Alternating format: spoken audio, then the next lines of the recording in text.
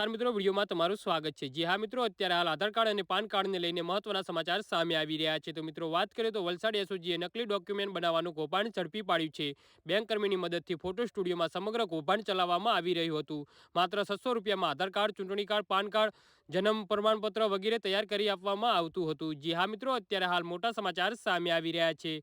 તો મિત્રો સમાચારમાં વધુ વિગતવાર વાત કરીએ તો વાપીના ચણોદ ગામે આવેલા શ્રીરામ સ્ટુડિયોમાં એકેડેમી ગ્રાહક મોકલીને નકલી આધાર કાર્ડ, ચૂંટણી card, PAN card, marriage certificate સહિતના અન્ય ડોક્યુમેન્ટ બનાવવાનું કૌભાંડ વલસાડ એસઓજીએ ઝડપી પાડ્યું હતું। જી હા મિત્રો, દમણની કેનેરા બેંકના આધાર કાર્ડનું કામ કરતા અબ્દુલ મોહમ્મદ સમીમ ખાનને નોકરી પતાવ્યા બાદ સ્ટુડિયો ઉપર આવીને નકલી ડોક્યુમેન્ટ બનાવી આપવામાં મદદ કરતો હતો।